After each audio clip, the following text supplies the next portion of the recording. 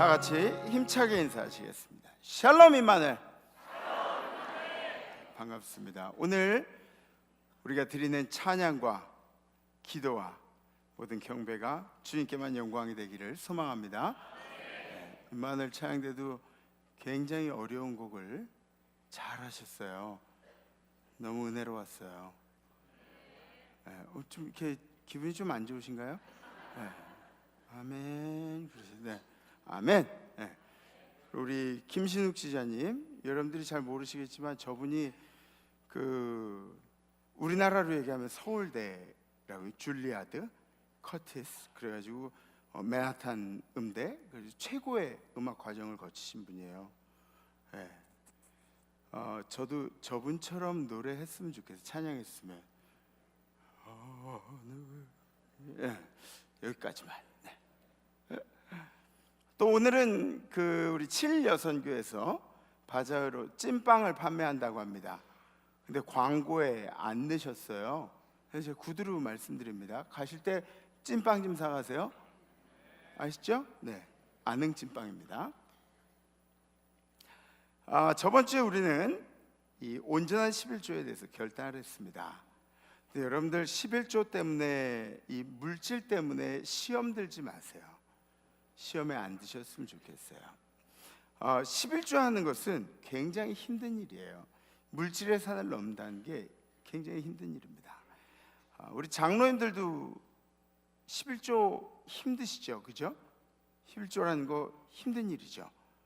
대답을 안 하세요. 장로님들 어디 계세요? 네, 11조는 힘든 일입니다. 그런데 그 힘든 일을 우리가 결단하고 실천한 일에 있어서 빼먹지 말아야 하는 것이 있습니다. 뭐냐면 11조를 실천도 안 해보고 비판부터 한다는 것, 그게 잘못되었다는 선입견을 갖는 것, 그것은 굉장히 큰 문제입니다. 뭐냐면 하나님께서 오로지 시험하라고, 하나님을 시험하라고 하신 한 가지가 바로 11조입니다. 그러니까 여러분들이 해보지도 않고 비판을 한다든지 해보지도 않고 선입견을 갖는다든지 이런 것들은 잘못된 일이라는 걸 생각하시고 올 한 해 온전한 11조로 영광 돌리시기를 간절히 기도합니다. 아멘. 네, 성경 말씀 보시겠습니다. 오늘 선포하실 하나님의 말씀은 누가복음 15장 28절로 30절까지의 말씀입니다. 그가 노하여 들어가고자 하지 아니하거늘 아버지가 나와서 권한대 아버지께 대답하여 이르되 내가 여러 해 아버지를 섬겨 명을 어김이 없거늘 내게는 염소 새끼라도 주어 나와 내 벗으로 즐기게 하신 일이 없더니 아버지의 살림을 창녀들과 함께 삼켜버린 이 아들이 돌아오매 이를 위하여 살진 송아지를 잡으셨나이다. 아멘. 아멘. 세상에는 눈에 보이지 않는 것들이, 그 가치를 판단하기 힘든 것들이, 할 수 없는 것들이 많이 있습니다. 어쩌면은 눈에 보이지 않기 때문에 더 가치가 대단히 느껴지는 것들도 있습니다. 예를 들면 맑은 공기와 같은 것들이죠. 공기가 없으면 어떻게 되죠? 아무리 들이마셔도 공기를 들이마시지 못하면 우리는 살아갈 수가 없습니다.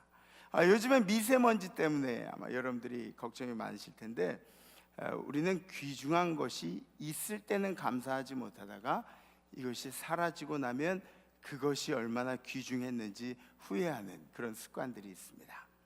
이와 비슷한 것들이 있습니다. 바로 부모님의 사랑 같은 것들입니다. 저희 아이들이 지금은 중학교 2학년, 6학년 돼서 많이 컸습니다. 근데 예전에는 아빠 엄마가 이렇게 자고 있으면 막 비집고 들어와가지고 거기서 뒹굴고 막 비비고 그랬는데 요새는 같이 자자고 그래도 같이 안 자요. 좀 아빠랑 같이 놀아줄래? 우리 영화 보러 갈까? 막 이런 얘기해도 아빠 친구랑 약속 있나 좀 보고 그리고 아빠랑 놀아주죠. 근데 아이들이 어렸을 때, 그때 아이들이 이제 자고 있을 때 자고 있는 아이들이 얼마나 예뻐요, 그죠? 깨어 있을 때는 예? 아주 그냥 쥐어받고 싶은데 자면 그냥 너무너무 이쁘죠. 근데 그 자고 있는 모습을 이렇게 보면 파리 한 마리가 이렇게 와서 앉아도 자꾸 이렇게 쫓아내게 됩니다. 왜냐하면 그게 우리 아이 잠을 방해할까 봐. 예? 그렇게 되는 게 사실 부모의 마음입니다. 요새 저희 아이가 새로 배우는 것이 있습니다. 근데 새로 배우는 것을 이렇게 배우면서 너무너무 즐거워하는 거예요. 너무 즐거워하는 것뿐만 아니라 그 아이의 삶에 자신감이 생기고 그리고 표정도 굉장히 밝아졌어요. 그런 아이를 보면서 제가 그런 생각을 했습니다. 아니, 내 생명을 내주어도 아깝지 않, 내가 얘 대신에 죽어도 아깝지 않은 아이가, 내 아이가 이렇게 즐거워하고 기뻐하고 있다는 것, 그것을 보면서 덩달아서 그 아이를 가르치는 선생님까지 너무너무 감사한 그런 생각이 드는 겁니다. 요즘 충무로의 대세 소재가 뭔지 아십니까? 바로 이 부모님의 사랑입니다. 그래서 신과 함께인가? 그 영화 보셨나요? 절대로 홍보하는 거 아니에요? 그 영화 보면은 맨 마지막 5분 아주 쥐어짜내가지고 눈물을 막 흘리게 만들어요. 근데 이쪽에서 뭐 이렇게 저쪽에서 막 그러면서 막 우는. 그리고 또 그저께 개봉한 영화 뭐죠? 그것만이 아니, 예수 믿어도 영화 봐도 돼요. 예수 믿어도 영화 봐도 돼요. 우리 임마누엘 성도님들은 문화생활 열심히 하세요. 아셨죠? 그리고 이런 문화생활을 해야 자녀들하고도 대화가 돼요. 근데 이 대세 소재가 그렇다 보니까 마지막에는 이렇게 눈물 흘리는 그런 과정들이 많이 있죠. 어떻게 하나님의 사랑을 우리 인간들이 자기 자녀를 사랑하는 그 모습과 비유할 수는 없겠지만 요건 비슷하지 않겠습니까? 내 생명을 주어도 아깝지 않은 나의 자녀들. 여러분들 향한 하나님의 사랑이 내 생명을 주어도 아깝지 않은 그런 사랑이라는 거예요. 그래서 자신의 가장 소중한 것을 바쳐서 자신의 가장 소중한 것을 내어 주어서 그래서 우리를 사랑하심을 보여주신 거죠. 행함으로 보여주신 것이죠. 그 자신의 가장 소중했던 것이 바로 독생자 예수 그리스도이셨습니다. 그런데 하나님의 사랑이 더 위대하다고 느껴지는 것은 뭐냐면 우리가 크리스찬일 때, 우리가 제자된 길을 잘 살아갈 때, 우리가 주님 말씀을 잘 듣고 살아갈 때 우리를 사랑해 주신 것이 아니라 우리가 아직 죄인이었을 때, 아직 그리스도를 모를 때에도 우리를 사랑하심을 보여주기 위해서 독생자를 내어주셨다는 겁니다. 로마서 5장 8절에 우리가 아직 죄인 되었을 때 그리스도께서 우리를 위하여 죽으심으로 하나님께서 우리에 대한 자기의 사랑을 확증시켜 주셨다고 그렇게 기록하고 있습니다.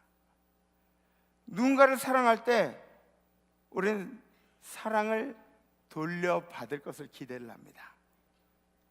그래서 내가 이만큼 사랑하면 그도 나를 이만큼 사랑했으면 좋겠다는 그런 생각을 하죠. 심지어 부부 사이에도 그런 것들이 있습니다. 우리 성도님 중에 그런 말씀하신 분이 계세요. 난 아내에게 모든 걸 다 해줬다고. 근데 우리 아내는 맨날 받아먹기만 하고 그 다음에 나를 사랑하는 줄 모르겠다고.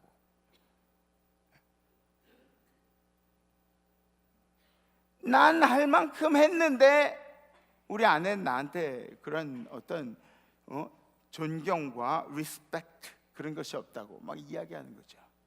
근데 만약에 여러분들 이거 한번 생각해 보세요. 만약에 우리 주님이 우리에게 난 할 만큼 했는데 니네 왜 그 모양이냐 이렇게 얘기하신다면, 그렇죠? 만약에 주님이 나는 생명을 다 주었는데 너는 그에 대한 대가를 뭘로 치를 것이냐 이렇게 말씀하신다면 어떻게 하시겠습니까? 그래서 사랑을 하려면 하나님처럼, 그죠? 모든 것을 다 내어주고 그리고 사랑하시는 우리 임마누엘 성도님들 되시기를 간절히 기도합니다. 오늘 성경에는 그런 하나님의 사랑을 이야기하고 있습니다. 돌아온 둘째 아들의 이야기 여러분들이 잘 아실 겁니다. 그죠? 아버지의 재산을, 왜 대답을 안 해요? 그죠? 네, 대답들 하세요. 대답 안 하면 저 혼자 얘기하는 것 같아요. 성경에 나와 있는 돌아온 둘째 아들의 이야기는, 이 둘째 아들이 아버지의 재산을 막 이렇게 달라 그래서 그걸 가지고 세상으로 나갔어요. 난 독립해서 살겠다고, 난 나가서 좀 즐기면서 살겠다고 밖으로 나갔습니다. 창기들과 놀면서, 그리고 흥청망청 돈을 쓰면서 그렇게 지냈어요. 얼마나 즐거울까요? 저도 한번 그렇게 흥청망청 쓰면서 한번 살아봤으면 좋겠어요. 그냥 좋겠어요. 근데 그렇게 흥청망청 쓰면서 창기들과 지내다가 돈이 다 떨어지자, 돈이 떨어지면 또 사람도 떨어지죠. 그죠? 주변에 있는 사람들이 다 떠나고 결국은 돼지우리에서 돼지를 치면서 돼지가 먹는 걸 함께 먹으면서 지냈다고 그렇게 기록하고 있습니다. 근데 여기서 이야기하는 돼지는 굉장히 큰 상징적인 의미가 있습니다. 이 둘째 아들이 돼지 키우는 곳으로 갔다는 이야기는, 둘째 아들이 아버지의 집에서 이방인들의 환경으로 갔다는 이야기가 되는 거죠. 왜냐하면 돼지는 유대인들이 키우지 않았기 때문에, 이방인들이 키웠기 때문에. 그래서 이 둘째 아들은 그냥 자신이 몸으로 방황하고 힘들어한 것뿐만 아니라 영적인 방황을 경험했다고 그렇게 이야기할 수가 있는 겁니다. 그리고 나서 돼지가 먹는 걸 함께 먹다 보니까 우리 아버지 집에 가자고 결심하고 종으로라도 써달라고 하면서 돌아오게 됩니다. 근데 그 돌아온 아들을 보면서 아버지가 금가락지를 끼우고 살찐 송아지를 잡아서 함께 축제를 벌이자 잔치를 하는 거죠. 방황하던 둘째 아들을 향한 이 아버지의 사랑, 그리고 방황한 우리들을 향한 우리 하나님 아버지의 사랑, 인내하시고 끝까지 기다리시는 그 하나님의 사랑에 대해서 기록하고 있는 이야기입니다. 그런데 여기까지가 우리가 아는 이야기들입니다. 우리는 많이 들었습니다, 이 이야기를. 근데 오늘 우리가 나눌 이야기는 둘째 아들에 관한 이야기가 아닙니다. 첫째 아들에 관한 이야기입니다. 방황하던 둘째를 사랑하고 끌어안는 그런 아버지의 모습을 보자 첫째가 화가 났어요. 첫째가 질투가 나는 거예요. 분을 품게 됐습니다. 근데 여러분들 분을 내면 그러면 그 분 내는 거의 단점을 아시죠? 분을 내기 시작하면 앞이 잘 안 보여요. 통찰력이 사라져요. 분을 품으면은 봐야 할 것들을 보지 못해요. 분을 품으면 봐야 할 것, 눈을 감아도 봐야 할 것들을 보지 못해요. 눈을 감아도 봐야 할 것들을 보지 못한다니까요. 분을 품어도 봐야 할 것들을 보지 못하는데 눈을 감아도, 예배 시간에 눈을 감아도 봐야 할 것들을 보지 못해요. 네, 감사해요. 정작 중요한 것을 보지 못하고, 그리고 말로 실수를 하는 그런 경우들을 많이 보게 됩니다. 첫째가 바로 그랬습니다. 첫째가. 둘째가 없을 땐 내가 아버지를 위해서 열심히 일했거든요. 정말 성실하게 일했습니다. 그런데 둘째가 오고 나니까 그렇게 열심히 성실하게 일한 나는 배제되고 둘째가 주인공이 돼버린 거예요. 내가 여태까지 땀 흘리고 아버지를 섬기고 집을 위해서 열심히 일한 것은 아무런 보상이 없고, 지멋대로 살던 둘째, 그 둘째의 존재감이 나보다 훨씬 더 큰 거죠. 이때 첫째 아들의 감정이 있습니다. 첫째 아들의 정서가 뭐냐면 억울함이라는 정서가 있습니다. 어떻게 이럴 수가 있어. 그리고 분노라는 정서죠. 저거 어떻게 하고 싶어. 세 번째는 질투심이라는 그런 감정이 있습니다. 그동안 성실하고 감사했던 마음을 이런 날카로운 마음들, 뾰족한 마음들, 이런 것들에 의해서 감사하고 성실했던 마음들이 쫓겨나 버린 거죠. 우리 마음속에서 밀려나 버린 것입니다. 왜 그렇습니까? 마치 나보다 둘째를 더 사랑하는 것처럼 그렇게 보이기 때문에, 마치 난 아무것도 아닌 것처럼, 나는 보상받지 못하는 것처럼 느끼기 때문에 그런 분노가 일게 되는 것이죠. 이런 마음의 배경은 둘째는 나보다 못한 놈이라는 전제를 가지고 있기 때문에 그렇습니다.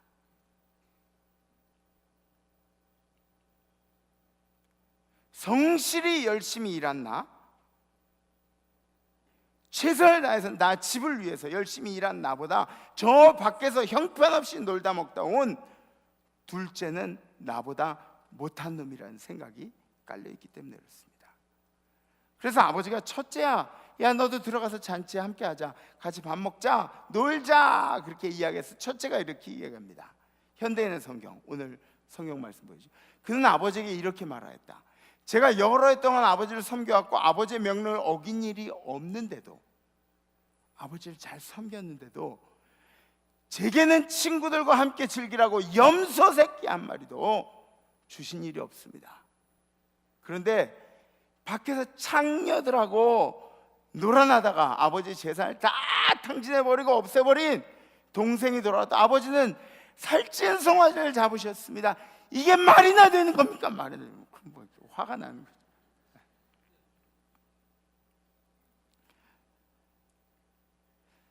첫째 아들의 실수가 뭡니까? 첫 번째는 아버지의 사랑이 동일하다는 것을 잊고 있었습니다. 아버지의 사랑이 둘째와 첫째에게 동일하게 임한다는 것을 잊고 있었습니다. 믿는 자들이 대부분 실수하는 경우가 이런 겁니다. 나만을 위한 것, 그리스도의 보혈이 꼭 나만을 위한 것으로 생각하는 거죠. 그래서 우리들의 울타리를 굉장히 튼튼하게 만들어 놓고 아무도 이 울타리 안으로 뛰어넘어오지 못하게, 우리들만의 것이야 그리스도의 보혈은. 그런데 솔직히 우리들만의 것입니까? 미안하지만 저와 여러분들과 그리고 세상의 모든 사람들을 위해서 공평하게 흘려주신 그것이 바로 보혈의 은혜입니다. 두 번째 실수는 아들이면서 종의 대우를 받기를 원했죠. 아들이면서 종처럼 대가를 원했습니다. 보상을 생각했던 것이죠. 예수를 믿으면서 축복만 이야기하고 대가만 이야기하는 사람들은 그 정도 신앙에서 더 이상 성숙할 수가 없습니다. 여기서 벗어나야 합니다. 아들은 아들인 것이지 종이 아니에요. 아들은 종이 아니에요. 우리가 해야 할 일들은 실천입니다. 실천. 말씀의 실천. 말씀의 실천이 뭐냐면 그의 나라와 그의 의를 구하는 일이죠. 그리고 주님께서는 그 위에 모든 것을 더하신다고 그렇게 약속하셨습니다. 그래서 이 축복이라는 것은 아버지의 권한이라는 것을 깨달아야 합니다. 아버지께서 우리에게 주신 것이 축복이지 우리가 얻어내는 게, 우리가 쟁취해내는 게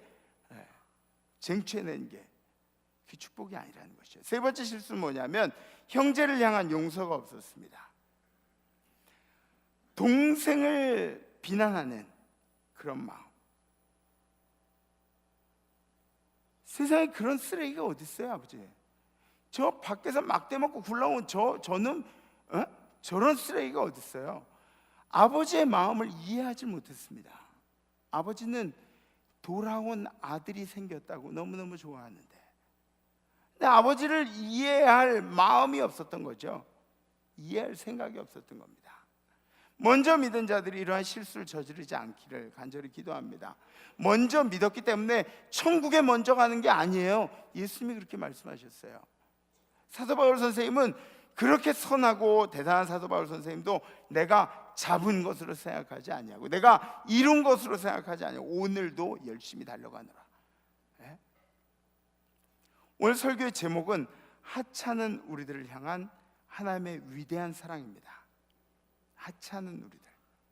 하찮다는 뜻이 뭐냐면 별 볼 일 없고 의미 없고 가치 없고 그런 것이 하찮다는 이야기죠. 근데 하찮다는 말을 여러 가지로 표현할 수가 있는데 그 첫 번째가 바로 우리의 유한함 때문입니다. 우리의 한계를 이야기하는 겁니다. 우리 시간적으로 한계가 있고 또 건강도 한계가 생길 것이고 물질도 언젠가는 한계가 생길 겁니다. 아니, 우리가 나이 들어서 한계가 생기는 것이 아니라 하나님께서 언제든지 가져가시면 우리는 유한한 사람들이라는 것을 또 한번 깨닫게 될 겁니다. 왜냐하면 우리 인생은 주님의 인도하심, 주님의 컨트롤 아래에 있기 때문에 그렇습니다. 우리 주님이 우리에게 주시는 말씀을 지켜야 할 의무와 사명을 가지고 살아갑니다. 그리고 실천하면서 그렇게 살아가는 존재들이죠. 두 번째는 우리의 연약함 때문에 우리가 하찮은 존재들입니다. 맨날 넘어지고 그리고 절망하는 것이 우리들이죠. 참새 한 마리도 내가 명령해야, 내가 허락해야 땅바닥에 떨어진다고 하시는 그 말씀을 들으면서도 우리는 또 절망하고 또 넘어지고 유혹거리가 오면 일부러 쓰러져 버리고 변명하는 것이 바로 우리의 인생들 아니겠습니까? 교회 왔는데 옆에 술 냄새 또 담배 냄새 나는 사람이 앉았어요.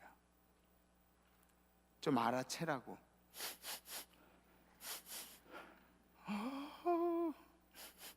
이런 경우들 종종 있죠. 근데 과연 우리들이 그런 일들에 대해서 정죄할 수 있는 사람들인가 한번 생각해 보자는 거죠. 물론 술, 담배 하는 것이 좋다고 허용을 하는 것이 아닙니다. 그게 잘했다고 하는 것이 아닙니다. 그러나 누군가가 여러분들 옆에 혹시 동성애자라도 앉아 있으면 과연 그 사람들에 대해서 우리가 정죄할 만한 사람들인가? 그런 자격이 있는 사람들인가? 솔직히 우리들이 할 말은 아닌 것 같아요. 그죠? 한번 정말 솔직히 한번 얘기해 볼까요? 우리가 얼마나 음란한 사람들이에요. 우리가 밖으로 드러내놓진 않죠. 숨기고 있으면은 보이진 않으니까. 우리가 얼마나 욕심이 많은 사람들이죠? 드러내놓고 있지 않아서 그렇지.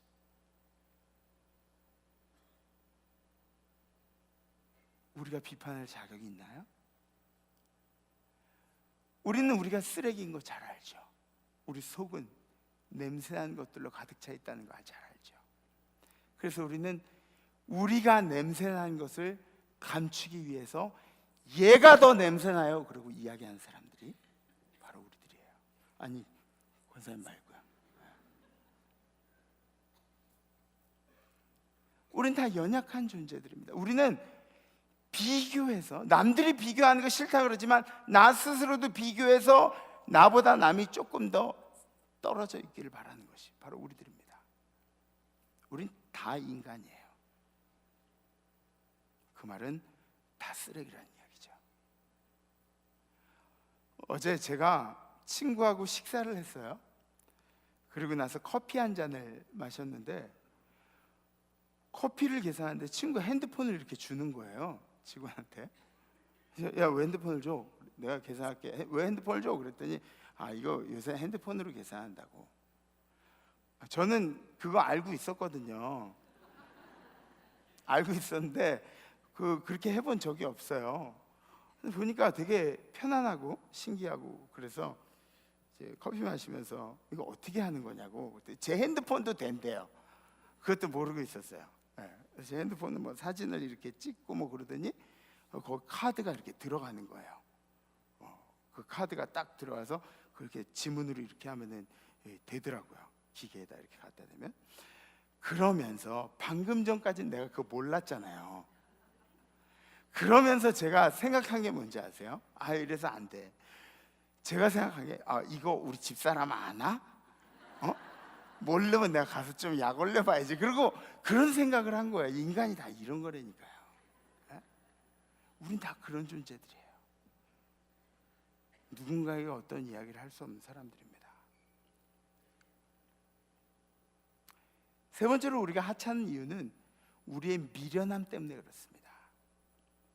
얼마나 미련한지요. 능력도 없으면서 한 치 앞도 못 보면서 그냥 대단한 인생을 살 것처럼 그렇게 이야기하죠. 하나님이 써주시면 써주시는 것에 감사해 살지 못하고 뭔가 이루어보려고 세상적인 가치를 추구하는 사람들이 바로 우리들입니다. 잠언 27장 21절에 나와 있는 말씀이 있어요. 한번 보시죠. 도가니로 은을, 풀무로 금을, 칭찬으로 사람을 달래하리라. 미련한 자를 곡물과 함께 절구해 놓고 공의로 찔지라도 그 미련은 벗겨지지 아니하니라. 이야기가 뭐냐면 도가니하고 풀무불, 여러분들 은, 금을 이 정제시키는, 그 깨끗하게 만드는 그런 과정들이 도가니와 풀무불이에요. 근데 사람은 어떻게 그 가치를 판단하는지 성경이 이야기하고 있는 거예요. 그 사람을 칭찬해 보라고 이야기합니다.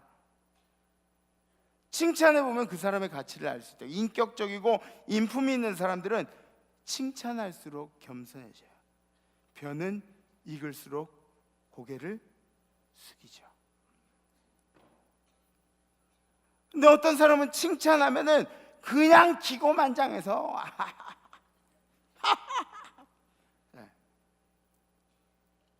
칭찬으로 사람을 연다한다고 기록하고 있습니다.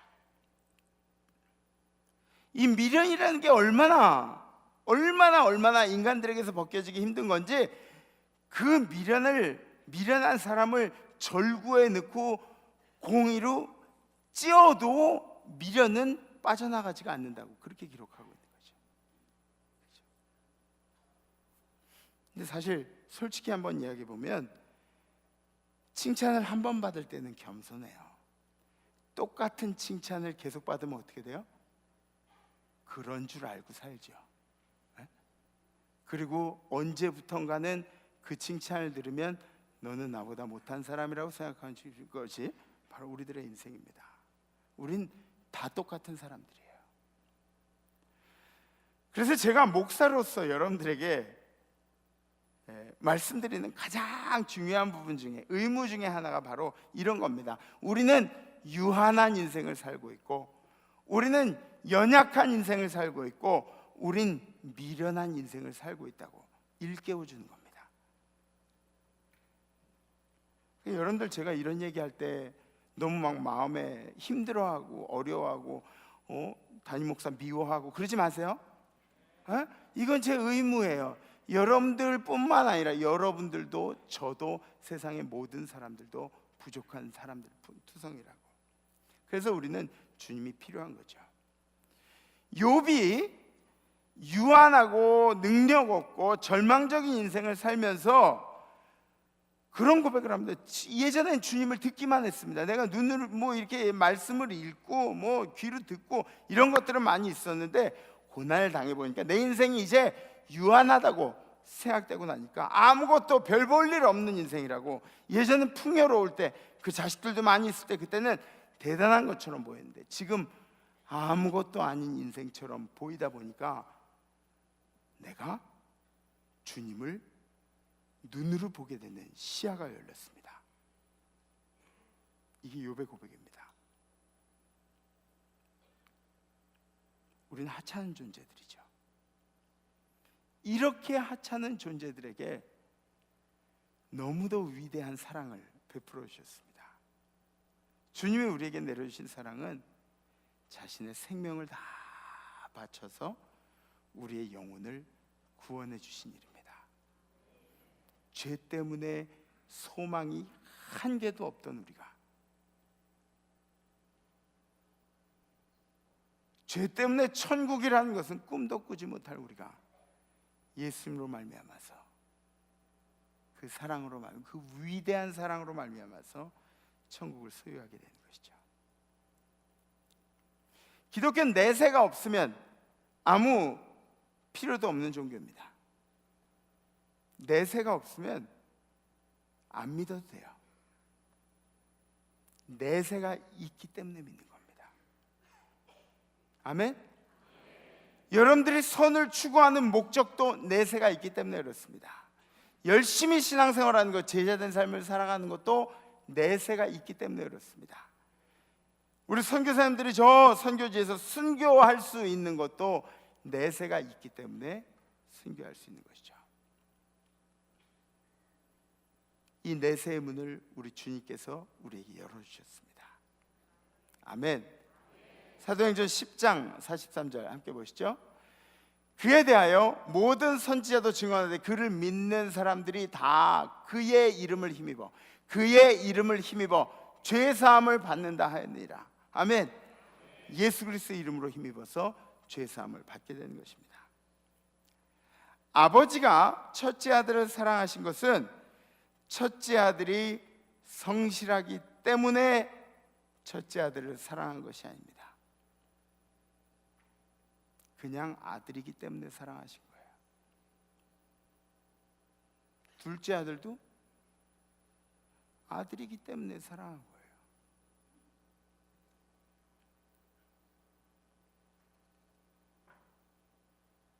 그 아버지께서 첫째 아들에게 이렇게 이야기하죠.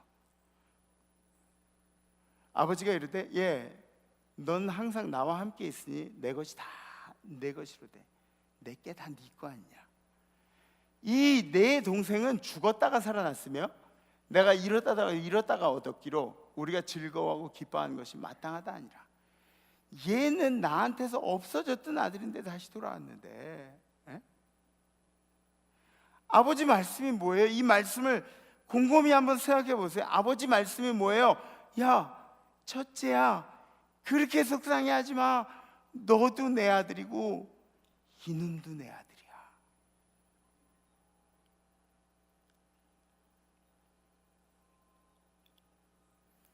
혹시 이 자리에 우리 연약함을, 자기 자신의 연약함을 느끼거나 혹 여러분들 스스로가 방황 중에 계시다고 생각하시는 분들, 또 고통 가운데 계시는 분들, 둘째 아들처럼 너무너무 힘든 상황을 겪고 계신 분들, 그런 분들이 계시다면, 그리고 혹시나 오래 믿었기 때문에 30년, 20년 막 이렇게 믿었기 때문에, 봉사를 많이 하기 때문에, 헌금을 많이 하기 때문에, 은사가 있기 때문에 자신을 우월하다고 조금이라도 느끼셨던 적이 있는 분들이 계시다면,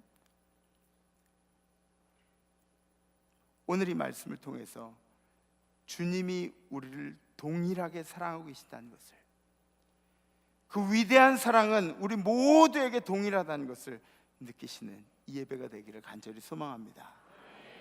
이번 한 주간도 여러분들이 주님의 자녀임을 잊지 않으셨으면 좋겠습니다. 우리 함께 결단하시죠. 자리에서 다 일어나시고요.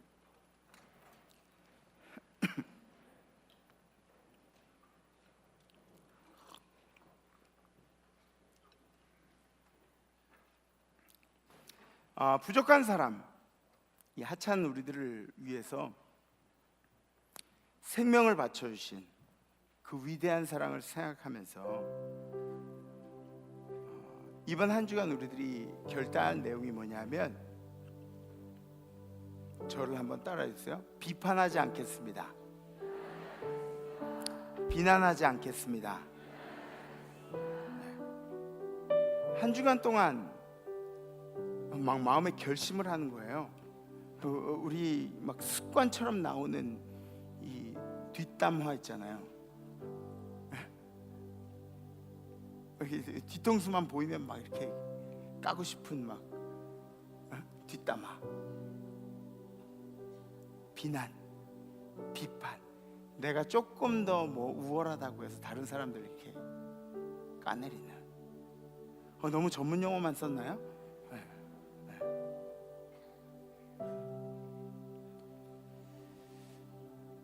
그런 비판들, 비난들 한번 이를 악물고 한번 안 해보겠습니다. 그런 결단이죠. 혹시 여러분들 하실 수 있으시겠어요?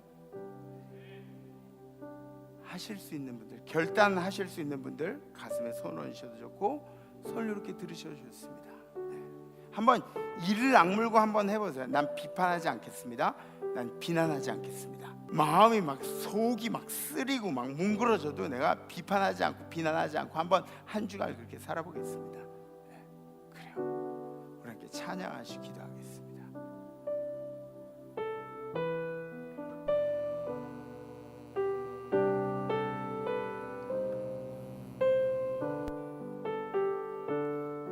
여러 해 동안 주던 여러 해 동안 주 떠나 세상 연락을 즐기고 저 흉악한 죄에 빠져서 주 은혜를 잊었네. 오 사랑의 예수님, 내 맘을 곧 엽니다.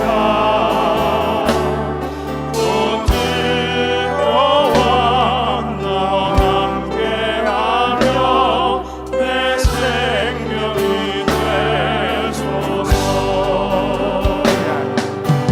죄에 죽을 인생을 심히 불쌍히 여기사 저 하늘의 영광 버리고 이 세상에 오셨네. 오 사랑의 예수님,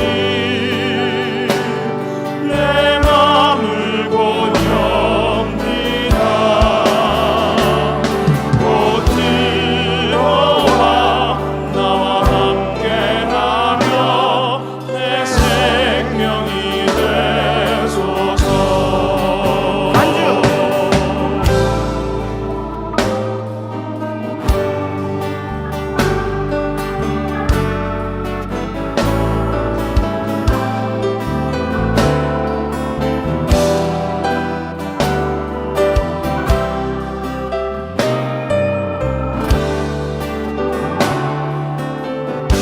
홍보를 흉보를 입은 구주를 다시 멸류관 쓰시고 저 십자가 높이 달리사 그 아픔을 참았네. 오 사랑의 예수님,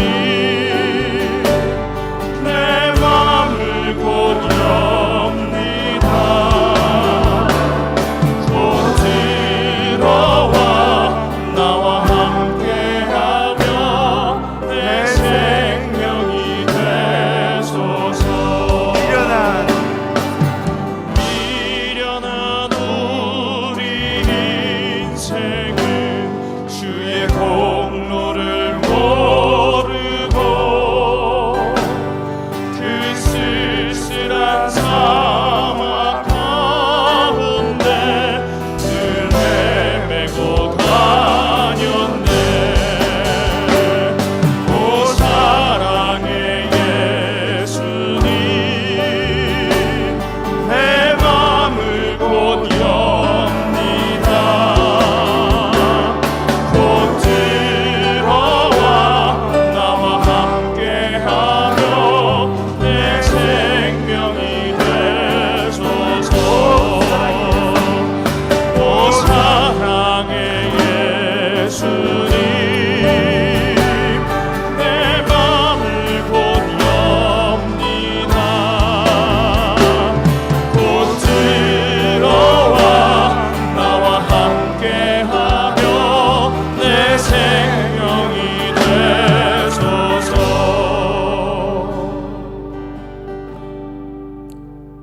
사랑의 주님, 우리 인생이 얼마나 부족하고 미련한지, 우리 인생은 유한하고 주님의 힘이 없이는 하루도 살 수 없는 인생이라는 것을 주님이 우리에게 모든 것을 주셨고 주님이 우리 생명의 주관자이심을 이 시간 다시 한번 고백하오니 우리의 결단을 주님께서 받아주시기를 원합니다.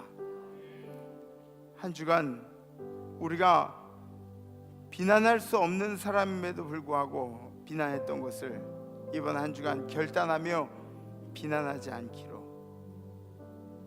비판할 수 없는 사람이었음에도 비판하고 살았던 것을 이번 한 주간 비판하지 않기로 다시 한번 결단합니다. 이번 한 주간 우리의 입술에 주님께서 기름을 부어주시고 우리 마음의 평안을 허락하셔서 분노하지 않으며 질투하지 않으며, 또한 우리가 먼저 믿었다고 해서 오늘 처음 믿은 사람을 판단하고 손가락 각질하지 않도록, 우리들의 인생 가운데 어렵고 힘든 사람들을 향하여서 내려다보지 않도록 주님께서 우리에게 은혜를 베풀어 주시옵소서. 이제는 우리를 사랑하시고 우리를 비난하거나 비판하지 아니하시고 이 땅에 내려와서 우리와 함께 어울리시고 먹고 마시고 우리 위해 생명까지 바쳐주신 예수 그리스도의 은혜와, 우리가 이미 죄인 되었을 때, 죄인이었을 때 우리를 사랑하시고자 그 아들을 우리를 위해 버려주신 하나님 아버지의 무한하신 사랑하심과, 우리로 하여금 비난하지 아니하며 비판하지 아니하며 열심히 살아갈 수 있도록 도우신 성령님의 교통교제하심의 역사가, 오늘 예배드림이 결단하는 우리 임마누엘 모든 성도들 가운데 우리 자손들과 그리고 우리의 생업 가운데 해외 선교지의 우리 백성들과 선교사님들과 선교사님들의 가정들 가운데, 해외 나가는 우리 성도들, 여행 중인 성도들, 유학 중인 우리의 자녀들, 군에 가 있는 우리 아들 딸들 가운데, 지금도 아프지만 투병 중에 주님을 찬양하고 있는 우리 환우들 가운데, 그리고 찬양한 천사들 가운데 이제로부터 영원토록 함께 하시기를 간절히 축원하옵나이다.